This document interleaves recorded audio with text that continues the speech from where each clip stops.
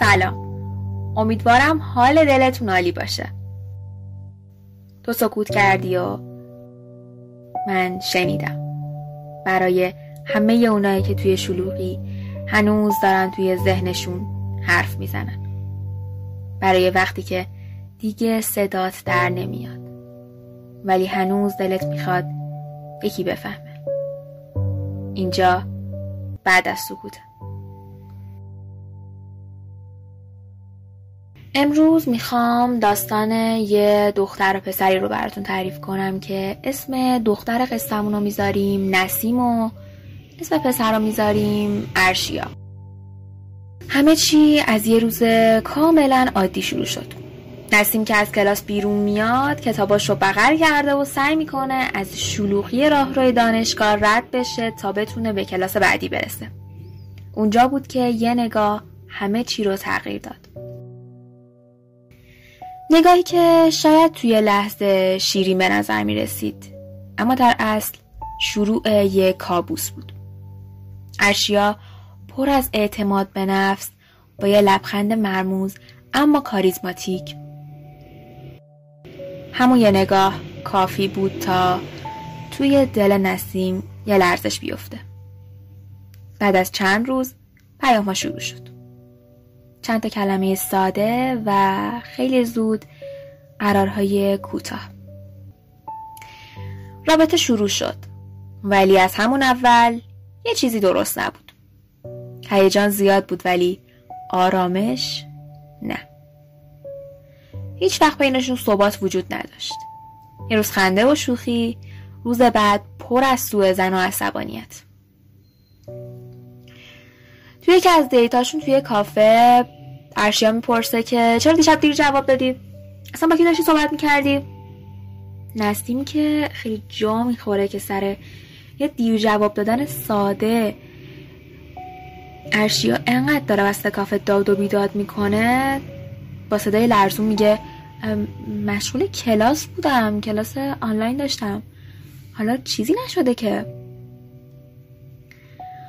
اولش نسیم این حساسیت ها رو نشونه عشق میدید اما کم کم فهمید که این رابطه بیشتر به زندون شبیه تا عشق. یه روز دیگه نسیم برای قرار یکم دیر میرسه.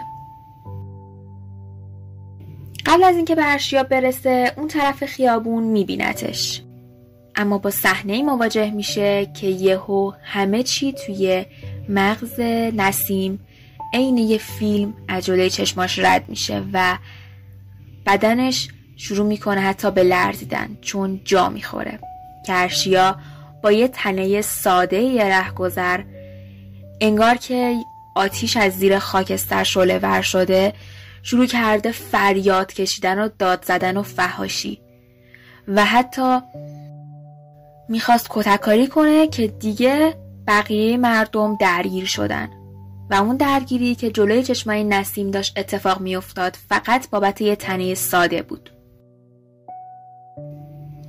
و حتی صداشون انقدر بلند بود که تا این طرف خیابونم میومد. یکی از رهگذرا میگفت یه تنه ساده بود دیگه، چرا آقا انقدر شلوغش میکنید حالا؟ اما ارشیا با فریاد دیوونه‌وار میگفت تو جرأت داری به من دست بدن تا نابودت کنم و حتی طرف رو تهدید به قتل میکرد. نسیم کاملا خشکش زده بود و قلبش تند میزد. اون لحظه برای اولین بار به خودش گفت این آدم عادی نیست رفتارش، انگار بارها این پرخاشگری ها تکرار شد. سر مسائل کوچیک، یه لبخند به یه همکلاسی، یه تأخیر ساده، یه نگاه ساده تو خیابون. دوستای نسیم شروع کردن بهش هشدار دادن که ببین مواظب باش، این آدم خطرناکیه، یکم یه جوری نیست رفتاراش. اما نسیم بین ترس، عشق و فشار خانواده گیر کرده بود. نسیم کم کم با گذشته دارک ارشیا آشنا میشه. بچگی پر از کتک و تحقیر. پدری که سالها سایه خشونتش رو روی خونه انداخته بود. ارشیا خودش قربانی بوده. اما اون دردا ازش یه آدم کاملا سایکو ساخته بوده. کسی که یاد گرفته بود برای بقا باید فقط به جنگ و خشونت داشته باشه. پسر قربانی قصه ما تبدیل شده بود به آدمی که دیگران رو قربانی بقاش می‌کرد. بعد از یه مدت که پدرش و برادر نسیم از یه چیزایی بو میبرن و خانواده متوجه میشن، یه دعوای شدید توی خانواده رخ میده.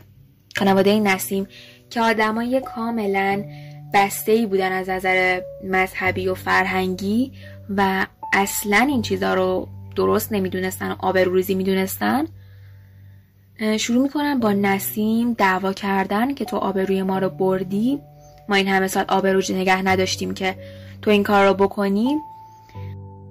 و همشون اینجوری بودن که حالا که این کار کردی باید تهش به ازدواج ختم بشه، باید باهاش وصلت کنیم تا این آبروریزی کمتر بشه. اما خب نسیم این مدت رفتارای سایکوی ارشیا رو دیده بود و اینجوری بود که من نمیتونم با همچین آدمی برم زیر یه سقف و شروع کرد ماجرا رو تعریف کردن که من این رفتار دیدم، اینجوریه، من نمیتونم. اما خانواده‌اش همچنان پر و پا قرص اینجوری بودن که نه، تو آبروی ما رو بردی، این اتفاق افتاده، پس تو باید با طرف وصلت کنی. و پدرش هم با داد گفت اصلا حرف اضافه نزن، قراره باش وصلت کنیم، همینو بس. با داد پدر خانواده یه سکوت خیلی سنگینی توی خونه حکم فرما شد و نسیم هر چی میگفت که این رابطه درست نیست هیچ کس باور نمیکرد. براشون مهمتر از همه آبرو بود، یا بهتر بگم حرف مردم. نسیم توی یه تله‌گیر افتاده بود. از یه طرف ارشیای سایکو، از یه طرف دیگه خانواده‌ای که به جای اینکه پشتیبان دخترشون باشن نگران حرف مردم بودن. یه روز نسیم تصمیم میگیره که همه چی رو تموم کنه و خودش رو اولویت زندگیش قرار میده، چون دیگه نمیتونسته که این رفتار رو تحمل کنه. اما همون روز تازه کابوس‌های نسیم شروع میشه. ارشیا که دیگه نقابش کاملا افتاده بوده و بدون هیچ خجالت و رودرواسی قشنگ سایکو بوده و داد بیداد میکرده و تو کوچه خیابون میافتاده دنبالش، شروع میکنه نسیم رو تهدید کردن. تهدید به رسوایی، به آسیب زدن، حتی تهدید به قتل. نسیم انقدر این رفتارها براش تکرار میشه که حس امنیتش رو کامل از دست میده. از اون به بعد نسیم همش حس میکرده که هر جایی که راه میره سایه ارشیا همراهشه و ارشیا همش با یه لحن سرد و بیرحمانه یا بهش تکست میداده یا وایس میداده که اگه مال من نشی مطمئن باش مال هیچ کس دیگه هم نمیتونی بشی. نسیم هر شب با کابوس بیدار میشده. توی خیابون همش حس میکرده که یکی داره تعقیبش میکنه. حتی وقتی با دوستاش بیرون بوده، با خانوادهش بیرون بوده، چشماش پر از ترس بوده. یه شب نسیم حس کرد که یکی داره تعقیبش میکنه. شروع کرد قدماش تند شدن و سایه پشت سرش هم تندتر حرکت کرد. و درست حد زده بود. سایه ارشیا بود. کوچه تقریبا خلوت بود و مقداری تاریک. نسیم که داشت از دانشگاه برمیگشت و حسابی خسته بود، اما اون ترس باعث شده بود که بدنش به لرزه بیفته. ارشیا که قدماشو تند کرده بود و تقریبا نزدیک نسیم بود، شروع کرد زمزمه کردن و دوباره نسیم رو تهدید به مرگ کردن. اون لحظه نسیم فهمید که اگه سکوت کنه پایانش میتونه خیلی دارک باشه و برای زندگیش گرون تموم بشه. نسیم برای اولین بار تصمیم گرفت که تو زندگی خودش رو اولویت قرار بده و سکوت رو بشکنه. با وجود تمام سختگیری‌های خانواده، با وجود ترس از آبرو و حرف مردم، رفت سراغ پلیس. نسیم تمام عزمش رو جزم کرد و با شجاعت شروع کرد همه چیز رو مو به مو برای پلیس تعریف کردن. از تهدیدها و تعقیبات تا خشونت‌های اخیر ارشیا. الان که این قصه رو دارم براتون تعریف میکنم، نسیم میگه که ارشیا چند وقتیه که دستگیر شده و گذشته دارکی که داشته کم کم داره برملا میشه و پروندهش هر روز قطورتر و پر از خشونت‌های پنهان میشه که حالا دیگه نمیشه انکارش کرد. نسیم میگه که بعد از اون شب، بعد از شکستن سکوت، زندگی من کم کم تغییر کرد. تصمیم گرفت فقط به نجات جسمش قانع نشه، بلکه به نجات روحش هم فکر کنه. نسیم رفت پیش یه روانشناس. جلسه‌های اول سخت بود، پر از اشک و سکوت، اما کم کم یاد گرفت زخم‌هاش رو به زبون بیاره. یاد گرفت خودش رو سرزنش نکنه. چند جلسه که گذشت، یه اتفاق خیلی مهمتر افتاد.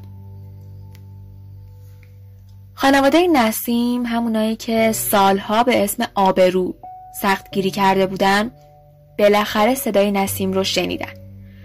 توی جلسه های مشترک تراپی کم کم فهمیدن که عقاید کهنشون نه تنها دخترشون رو نجات نداده، بلکه نزدیک بود نابودش کنه. برای اولین بار دیوار بینشون ترک برداشت. خانواده یاد گرفتن که بشنون و نسیم هم تونست به خانوادهش تکیه کنه. این بار پایان داستان فقط فرار از تاریکی نبود. یه شروع تازه بود برای دختری که از یه عشق سمی عبور کرد و برای خانواده‌ای که یاد گرفتن عشق واقعی یعنی رها کردن، نه کنترل کردن. برای خانواده‌ای که یاد گرفتن سلامت دخترشون از حرف مردم خیلی با ارزش تره. گاهی شکست فقط پایان رابطه نیست، شروع یه رهایی جدیده و درمان فقط برای فرد زخمی نیست، برای همه خانواده است. چون وقتی یه نفر شجاعت تغییر رو پیدا میکنه، بقیه هم میتونن باهاش هم قدم بشن. مرسی که تو سکوت خودت به صدای من گوش دادی. تا وقتی دل حرفی داره، بعد از سکوت زنده است.